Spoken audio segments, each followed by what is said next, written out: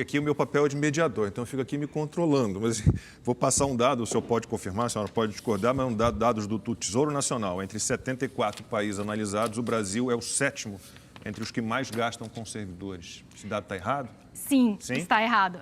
A gente contestou da Frente Servir Brasil esse dado. Esse dado que foi considerado foi até, na verdade, do jornal Estadão, que pegou dados do Tesouro e fez esse cálculo. O problema é que nesse cálculo, Lacombe, foram incluídas despesas que não são incluídas em outros países. Então, quando a gente vai fazer um ranking, a gente tem que comparar as mesmas despesas.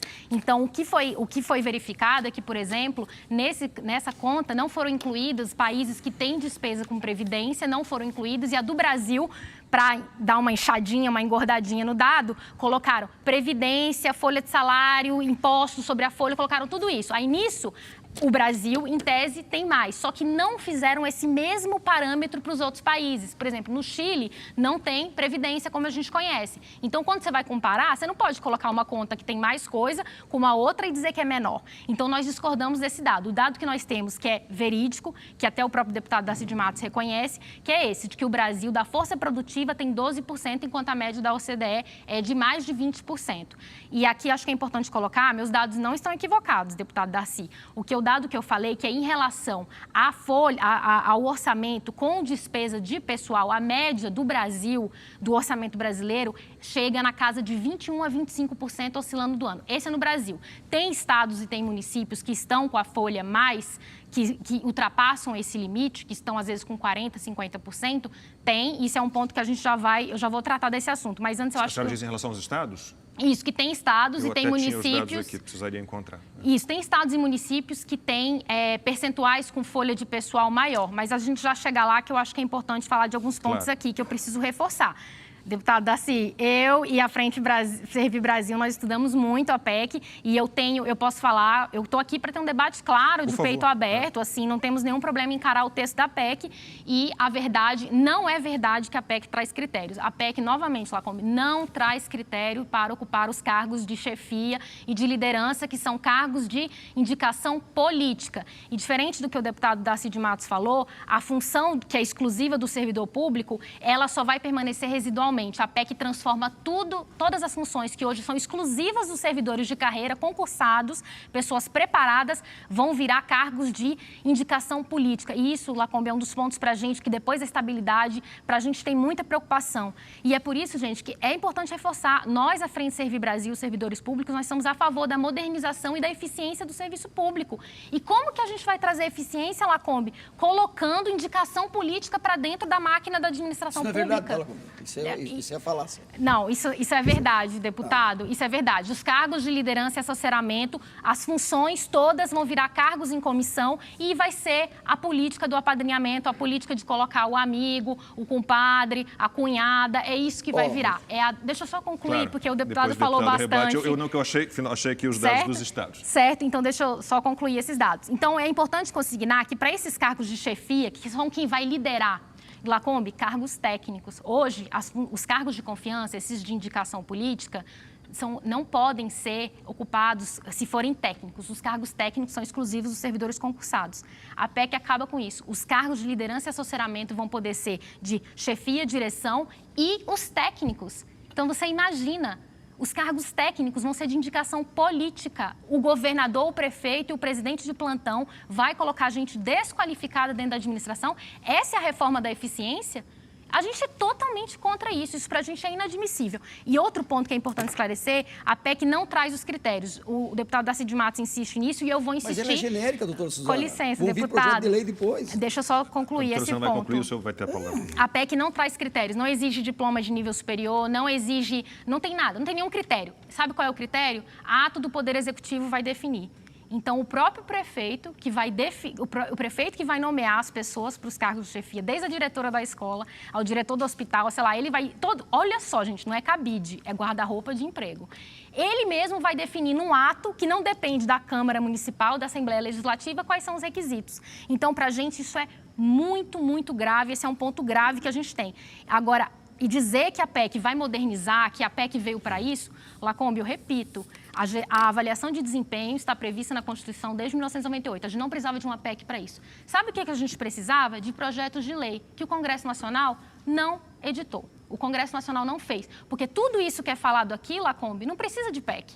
Isso só concluir delicado que a avaliação de desempenho também pode ser algo subjetivo e também Mas pode ter um lado político nessa avaliação. Não, a avaliação de desempenho existe na iniciativa privada, isso existe em qualquer lugar do mundo. Com dados de produtividade mais acessíveis e mais claros e mais fáceis. Mas isso, Lacombe, isso é uma questão de regulamentação, isso é uma questão de sentar, isso já tem várias organizações que já tem modelos pensados, que a sociedade brasileira pode discutir qual é a melhor forma de avaliar. Isso está em aberto. Mas o que é importante aqui, Lacombe, é dizer que a gente não precisava de uma PEC para isso.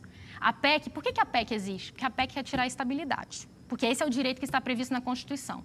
Que a gente só consegue tirar a estabilidade se fizer uma PEC. De quem virá depois da aprovação. Isso. Para tirar esse direito que a Constituição criou para evitar a intervenção política, a gente precisa de uma PEC. Agora, tudo isso que é falado, avaliação de desempenho, não precisa de PEC. Super salários, tem um PL enterrado lá no Congresso Nacional que não é votado. Não precisa de PEC. Já tem na Constituição falando que o servidor público tem um limite de teto. Qual é o problema? A gente tem burlas. Esse PL não é votado e não está na PEC. A PEC não fala nada sobre supersalários. Outro ponto, teto duplex, que é o famoso que o governo acabou de editar uma portaria, enfim, que as pessoas que acumulam funções podem somar. Hoje nós temos pessoas na administração pública que estão recebendo R$68 mil. Isso está sendo discutido na PEC? Não está. Então, o nosso ponto é uma PEC para retirar a estabilidade, que vai evitar, que evita a interferência política, mas não toca nos reais privilégios. É uma PEC que se vira para os servidores que têm os menores salários e não se volta para salários altos, teto duplex. Isso para a gente não é eficiência, isso é atraso. Rapidamente, eu vou passar a palavra ao senhor só para a gente não ficar aqui sem a informação. Todos os estados brasileiros gastam mais da metade do seu orçamento com funcionalismo. O que gasta mais é o Rio Grande do Norte, 79,2%. Mato Grosso em segundo, 75,9%. Mato Grosso do Sul, Tocantins, Alagoas. E o que gasta menos é a Amazonas, 50%. Mas isso, 20% da folha. Lacombe, sobre os estados, que eu acho que é só importante a gente esclarecer, que o que eu estou falando é a média global dos gastos que não chega. Esses são os limites dos estados que chegam entre 40% e 50%. Lacombe, assim, eu só quero... Eu só estou aqui controlando o tempo, que eu preciso também equilibrar um pouco o tempo. Depois eu posso voltar para falar desse ponto das folhas? Perfeito. Esse dado de 20% da folha, isso é a doutora Suzana, não sei onde é que ela buscou, isso não existe. Quer dizer, 20% dos estados e municípios da folha, isso não existe. Bom, então assim, a doutora Suzana acabou de afirmar que ela não é filiada, não é, enfim, mas pelas suas posições, a senhora é totalmente esquerda. A senhora está defendendo a tese do PSOL, do PCdoB, do PT na Câmara. Quer dizer, totalmente contra a reforma. Então, veja bem, e aí usando ainda falácia, doutora Suzana, porque vão indicar o compadre, o amigo, isso é uma mentira, deslavada. Não é, sabe? Não, eu só quero concluir, a senhora falou, agora a senhora tem que ouvir. Isso é uma mentira, isso é falácia narrativa da esquerda. Ao contrário, nós vamos... Veja bem, então a PEC ela é genérica, não sei se a senhora é advogada, né? Sou. A PEC é genérica. As questões pontuais serão tratadas em projeto de lei complementar posteriormente. Ao contrário, nós não queremos que seja indicado. A esquerda, quando teve no poder 13 anos, a gente sabe o que ela fez. Não vou falar aqui, mas ela fez muito mal. Sabe? Ela fez muito mal. E os cargos de confiança, a gente sabe que eles indicaram. Nós queremos criar critério sério, de qualificação, tá certo? Achamos que a estabilidade tem que ser mantida, para o futuro não há necessidade. Como o pessoal que está aqui, pergunta a eles.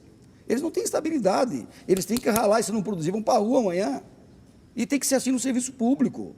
É duro dizer isso? Claro que é duro. Mas o serviço público ainda, com algumas exceções, é lento e caro. Vai pedir uma licença para empreender aqui em São Paulo, ou lá em Santa Catarina, no Rio Grande do Norte, ou no Rio de Janeiro. Não sai, não anda, não dá. Ah, mas a professora, a enfermeira só vai trabalhar com qualidade e com estabilidade. Mentira, não dá para se esconder atrás. Os demais não têm estabilidade e trabalham com eficiência. Então, nós não podemos aceitar mentira. Se tiver alguma dúvida na PEC é um compromisso. Claro que a esquerda não acredita, a esquerda não quer reforma, a esquerda é contra as reformas. Não é? Então, mas nós vamos fazer, doutora Suzana, nós somos maioria. O governo é liberal, a Câmara é liberal, nós ganhamos a eleição. E nós estamos lá para fazer as grandes mudanças. Quer dizer, com respeito, seguindo o regimento, mas nós vamos fazer como fizemos a da Previdência. Então, a reforma vai andar, ela não pega nenhum direito, mas ela cria um novo marco regulatório. Agora, essas falácias, dizem, olha, vai colocar o compadre, olha, vai perseguir. Isso tudo é narrativa, isso é estratégia, Lacombe. Tá certo? Então, nós vamos entrar na comissão especial, sou titular lá, nós vamos discutir, vamos pacificar. Agora fizemos algumas mudanças, por exemplo, a senhora não falou, o período de estágio probatório cai entre experiência. Para a polícia, não dá período de experiência, tem que voltar ao probatório e a gente vai corrigir. Por exemplo, a senhora não falou do outro ponto. Hoje a PEC, ela demite o servidor de carreira de Estado em colegiado em segunda instância. Não é justo, vamos mudar. Por quê? Porque o bandido sonegador é terceira instância. E o servidor em segunda, vamos mudar a PEC. Então tem uma série de pequenas mudanças, que a senhora não citou aqui, não sei porquê, né, fundamentais, que nós vamos fazer. Eu já fiz 3 na comissão, na CCJ, né, que não foram mencionadas. 3 mudanças fundamentais, lá dos 7 princípios a mais, que era um absurdo, aqueles poderes exagerados ao presidente da República para extinguir INSS, fundações, autarquia, Agência Nacional do Petróleo, tiramos, deixamos autonomia para ele fazer uma reforma ministerial, ele não precisa ir para o Congresso para mexer nos ministérios, isso é um absurdo, não é? E autorizamos o pessoal que são carreira típica a ter um outro trabalho remunerado, porque hoje um policial não poderia ter um bar, não poderia vender um boi do seu sítio, um salão de beleza. Então, essas mudanças que não foram citadas, eu já fiz. Agora, nós não vamos mexer em nenhum direito agora. Essas questões de que vai colocar o compadre, que vai perseguir, que vai demitir, isso tudo é narrativa da esquerda no Congresso Nacional.